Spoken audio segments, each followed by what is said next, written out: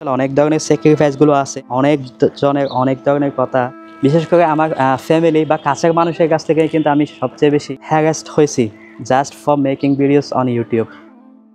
তো ফাইনালি ইউটিউবের play button unboxing করতেছি। যদিও বা আমার চ্যানেলে এখন প্রায় 1,80,000 প্লাস সাবস্ক্রাইবার। 1,00,000 সাবস্ক্রাইবার যখন কমপ্লিট হয়েছিল তখনই কিন্তু ইউটিউব এটা আমাকে পাঠাইছিল। এতদিন যাবত এটা আমার হাতে আসেনি। ইউটিউবার আসলে সবাই বলে যে শখের বসে ভিডিও বানায়, কিন্তু শখের বসে ভিডিও বানাই শুরুর দিকে।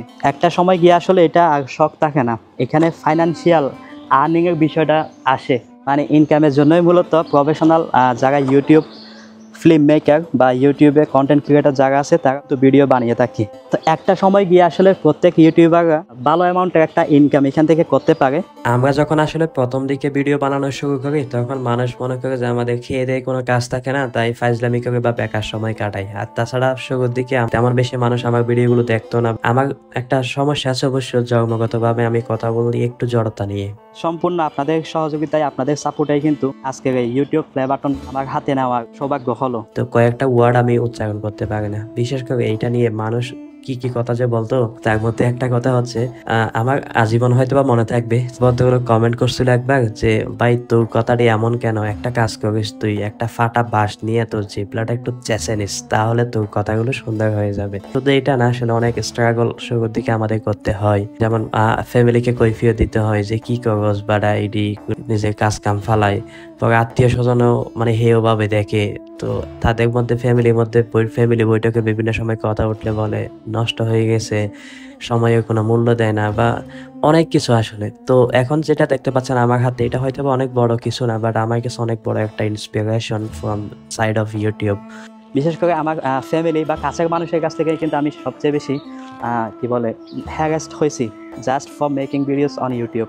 আমার আত্মীয় স্বজনের কাছে সবচেয়ে বেশি বা আমার প্রতিবেশী যারা আছে, আমার আশেপাশের মানুষগুলোকে সবচেয়ে বেশি জবাবদিহি করতে হচ্ছে এবং হবে হয়তো বা, বাট আমি জানি আমি কি করতেছি।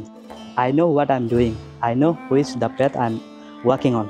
এটা সর্বপ্রথম সৃষ্টিকর্তার প্রতি আমি সন্তুষ্ট জ্ঞাপন করছি এবং তার পাশাপাশি আপনারা যারা আমাকে সাপোর্টটা দিয়ে আসছিলেন এতদিন যাবত, আপনাদের প্রতি অনেক অনেক কৃতজ্ঞতা প্রকাশ করছি।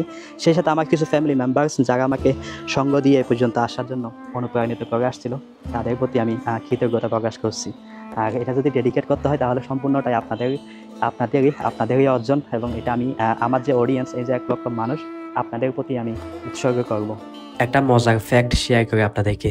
এমন একটা সময় ছিল যখন কেউ যদি এ প্লাস পেত এসএসসি বা এসএসসি তে, তখন অনেক দূর দূরান্ত থেকে মানুষ তাকে দেখতে আসতো। ঠিক সেম ভাবে কেউ যদি ইউটিউবের প্লে বাটন পেত তাহলে মানুষ তাকে অনেক আহামক একটা কিছু মনে করতো। কিন্তু এখন যেমন এ প্লাস প্রত্যেকটা ঘরে ঘরে, প্রত্যেকটা অলিতে গলিতে এ প্লাস, ঠিক সেম ভাবে এখন প্রত্যেকটা ঘরে ঘরে ইউটিউবার, আর প্রত্যেকটা ঘরে ঘরে কিন্তু এখন প্লে বাটন। সো এগুলো জাস্ট একটা নিজের আত্মতৃপ্তি, এছাড়া আর বেশি কিছু না।